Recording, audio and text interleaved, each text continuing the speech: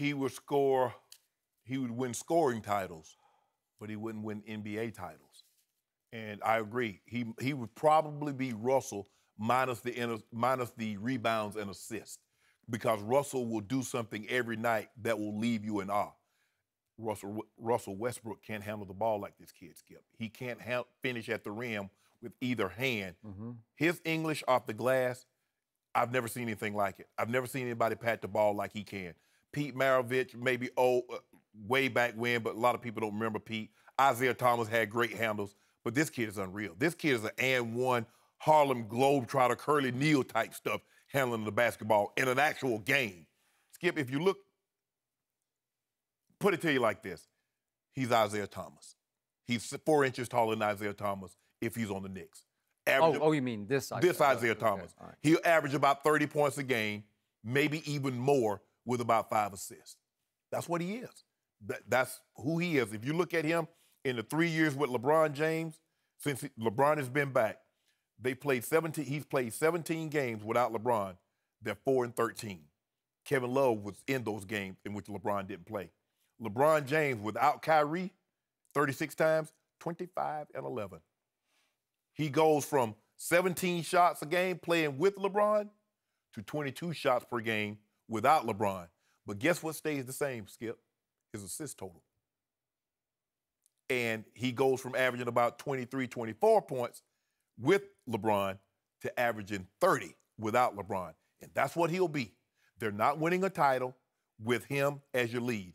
And if you look at Isaiah Thomas, the big Isaiah Thomas with Detroit Pistons, Skip, he led the NBA twice in assists.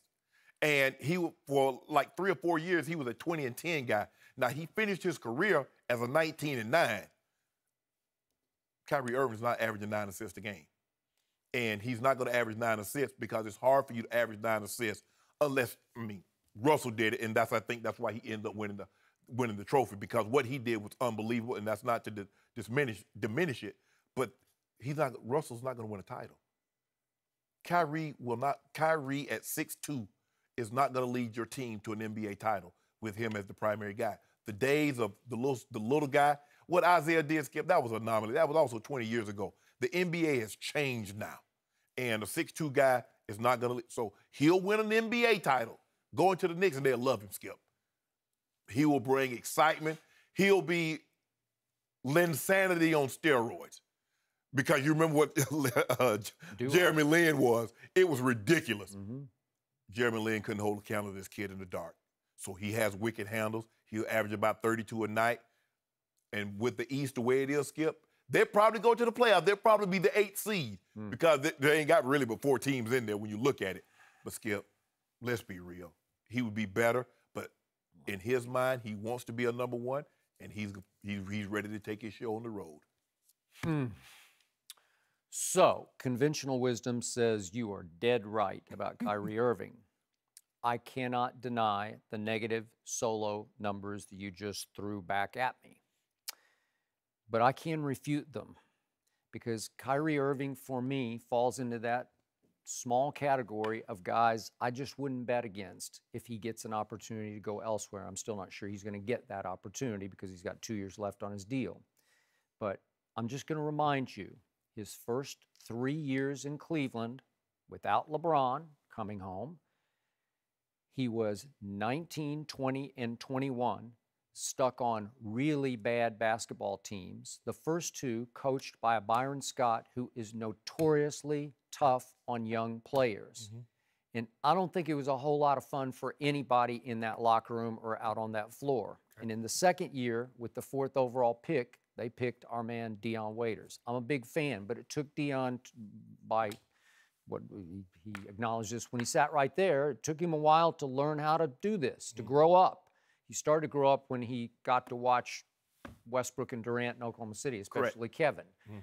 And now he's going to be a driving force of a Miami team that's going to be a threat to, well, I don't know who the Cleveland Cavaliers are going to be. I don't know. Miami, they might be the favorite. They got Bron. I don't know. As long as you got Bron, you're the best team in the might East. be in trouble now. But the point is, Dion Waiters thought he was going to be the man, so he and Kyrie clashed right away. So Kyrie's 2nd and 3rd years in pro basketball were a mess, man.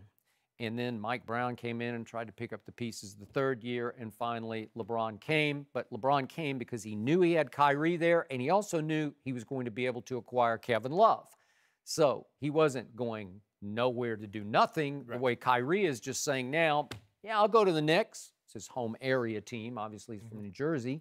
But remember, this is the kid who became LeBron's closer. I don't think that's arguable. I think he became the closer for the Cavaliers. Yeah. The big shots, even LeBron would defer to Kyrie in crunch time. Right. That's pretty great. And you have to realize that this is, you know, when I look back at what he's done, his body of work, he did make that Game 7 shot in 2016 that won it all. And then Game 5, he was ridiculous with the 41. He was ridiculous. And even on Christmas Day, the biggest stage in the regular season, he made that walk-off shot over Klay Thompson. So that's what he's made of. The reason I wouldn't bet against him is this is as mentally tough a kid as I've seen come around in the NBA.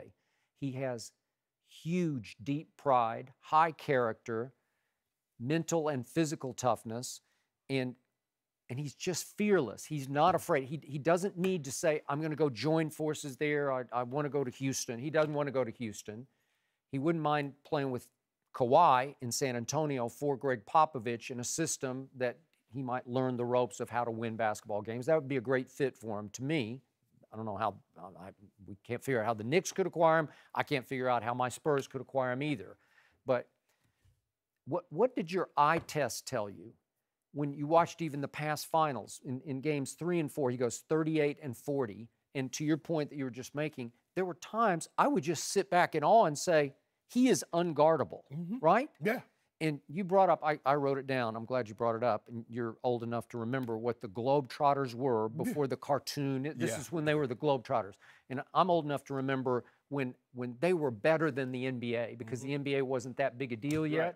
And you brought up Curly Neal, but this kid is like a combination of Meadowlark Lemon and Curly Neal because he got the handle and the trick shots. You know what, Skip? And you'll remember this. It's almost like he has the ball on a string like yo-yo. He does. You know how, and kids don't play with yo-yos anymore. I haven't even seen one in the store for so long. But the way he can handle the ball and can get into the, I mean, the English and the spin that he can put on the rock is like somebody shooting pool, like a cue. I've never seen like it. These are trick shots. Yes. That go in, and again, when I was a little kid, the Globetrotters would come once a year to Oklahoma City, the Municipal Auditorium, and it would be 20,000 packed because you just couldn't get a seat to see Meadowlark because he'd go to half court and say, try and one, and he would shoot a hook shot from half court, and he would make it. How do you do that? Yeah. Well, I kept watching Kyrie thinking, he's like a Globetrotter who's actually playing in the NBA. In a real game. That wasn't the Washington Generals. Right. Yeah, that's right. They're actually trying to stop him. So to me, best handle, best finisher, closer, I want to just see him get an opportunity. You could be right. Again, he does have a lower ceiling just because he's only 6'2". They list him at 6'3". I think he's about 6'2". Yeah. And so, again, conventional wisdom would say it would be hard, but man, I don't know. But, Skip, okay, when you say you won't bet against him, what are you not betting against? That he can lead a team to the NBA Finals? That he can win a championship on his own? Let's say somehow he goes to the Knicks, and again, I can't make it work in my head, but let's just say he goes, and that Porzingis is still there. So you got two pieces to build around, and you have nothing else. Right. But slowly but surely, you got Hardaway. You signed Hardaway Jr. and so Atlanta. you can't trade him. Right. So, okay, so let's say you got those three pieces. They're going to make the Eastern Conference playoffs, and then they're going to make some noise in the playoffs. Again, I'd have to see who LeBron winds up with, what's left in Cleveland, but they would be a threat. He's just too good, and the bigger the stage, the better he's going to be. So with he and Porzingis and Tim Hardaway Jr., all he has to do, if he wants to know what it's like to be on your own, on a team that really can't do anything, tell him to call Carmelo.